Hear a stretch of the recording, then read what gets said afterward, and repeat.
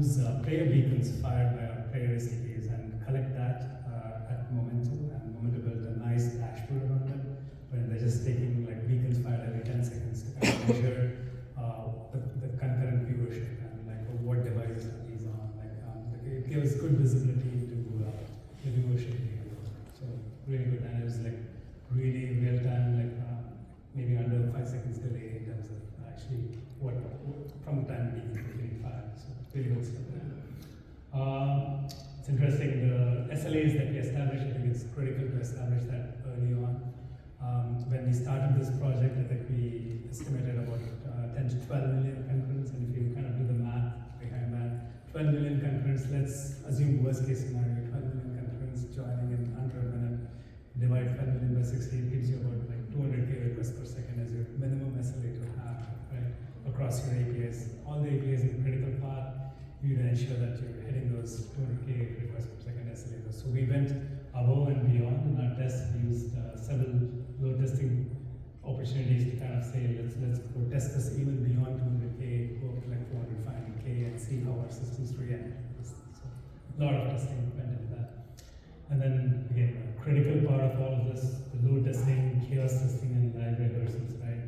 We want to ensure that not just doing these load tests in like offline kind of scenarios, it's actually valuable this time around. We did this, right? Like we had like about 10 plus press rehearsal events that we did from say October to January, and in each of those we not only did load testing but also like chaos testing. Like let's pull a system out and see if we can quickly react and get the backup systems to work. And we were doing this on live traffic. This was like we of course picked rehearsal games when the audience numbers were pretty low, like a few thousands, but this actually gave us the confidence that the systems, all of the backup fail-safe knobs that we put in place are working as expected, and the APIs are also holding up well under those load testing scenarios. So a lot of effort and work, countless hours spent by various folks, various team members to kind of make sure all this work is expected. Yeah, and to summarize a three-pronged approach there, we ensure that we're massively scaled up. We pre-scale into our SLAs, make sure everything's ready. We had all of our disaster recovery knobs, switches in place, ensure that things are resilient by default. And this is not just across the box. This is going to be work very closely with the QB team, all of their backend infrastructure on APIs, on registration APIs, account services, all of that. We made sure that similar SLAs that I described in terms of requests per second, all of those were kind of met across the board. So we did a lot of collective load testing across all this. Yeah, so what happened on D-Days, but even before I get into the day of Super Bowl, I think there's a lot of work as I talked through our timeline, milestones and stuff. We didn't get too many opportunities to test at scale. I think probably the largest one we did was 80 to 100K, just the nature of business and what opportunities we were given. So we were able to test from an end-to-end perspective, what 100K users-ish, right?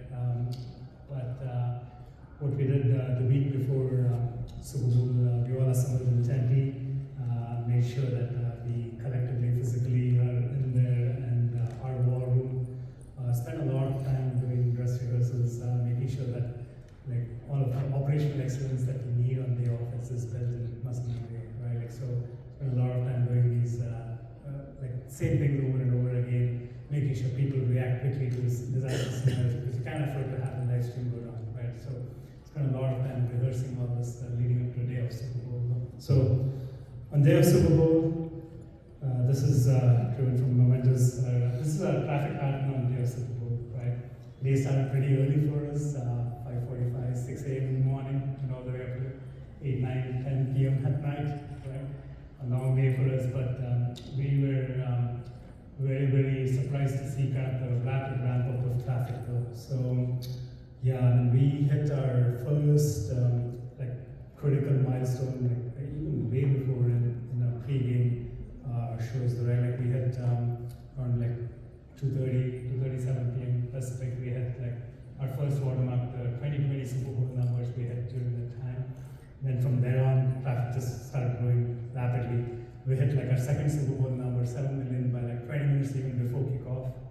And then that 20-minute period before kickoff to like the 20-minute period after was like heart-stopping for us in a certain way, because the numbers just kept exploding, right? Like it grew from like 7 to like 12 million, 10 million and plus, and then just kept rapidly increasing and increasing. And then I think we hit our high watermark around the halftime show was the end, and then since it was a little bit of a blowout of a game, so things started stabilizing, and then things petered off towards the end, right?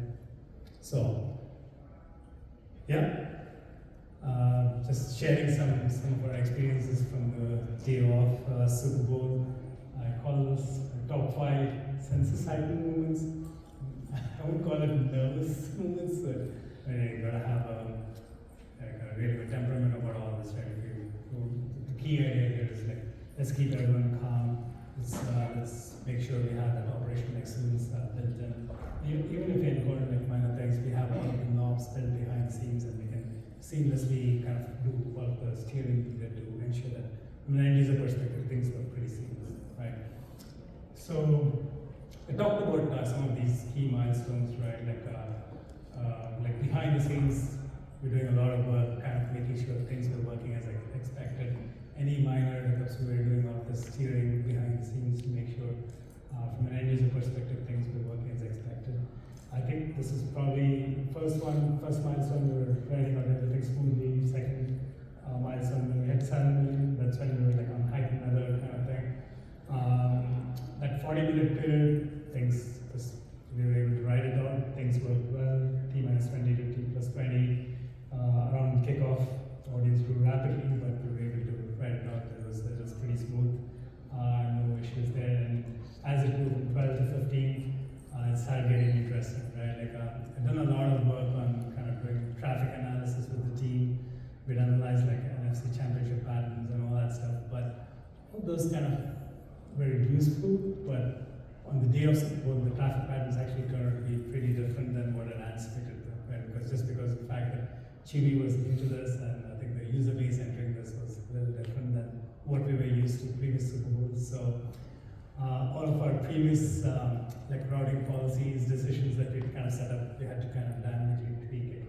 A lot of work went into behind the scenes to kind of do what we call real-time CDN routing decisions, when we had to like reserve certain CDMs, certain capacity in certain areas, and kind of tweak it behind the scenes and ensure that things were working as expected, right? So all of this ended up working out well, but this key call out here, you need to have people who can kind of have that experience and know how to kind of have that overall picture of like where your traffic is and route and make the necessary decisions. So that was some of the interesting things that we did on the day of Super Bowl. Alright. Yeah, otherwise I think things pretty much worked out pretty well. We also had like a bunch of fail-safe options. What happens if the game wasn't a blowout? If we hit like if it kept growing and getting out to be an interesting game, we had some options behind the scenes also. Like if you ran out of seating capacity and it's just not there, what do we do in those scenarios? I think had some backup options also, like maybe removing our highest rendition from the 4K bitrate plan and things like that. We were kind of prepped and ready for those options also, but luckily we didn't have to use any of that.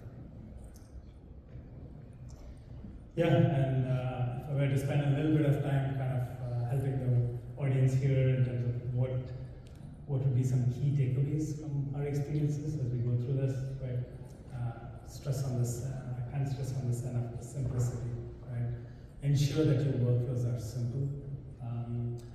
Err on the side of simplifying components in a critical path, right? Make sure that your day-to-day life streams might be requiring a lot of business, might be required to serve a lot of business needs, whether it's like EAI or like having the complex requirements of scrubbing, all these things, right?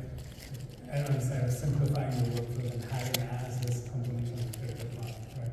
Run your workflows in a hot rod fashion. Like the workflow diagram that was shared previously, we were running pretty much in a hot rod fashion across West and East. We were well load balanced, so that the traffic wasn't just hitting one and was hitting in one region. It was like well balanced across and distributed across, right? We spent a lot of time kind of optimizing how origin is sacred, and we can make sure that you don't have express requests kind of coming in and hitting your origin. If you bring down your origin, you're dead, right? Like, so a lot of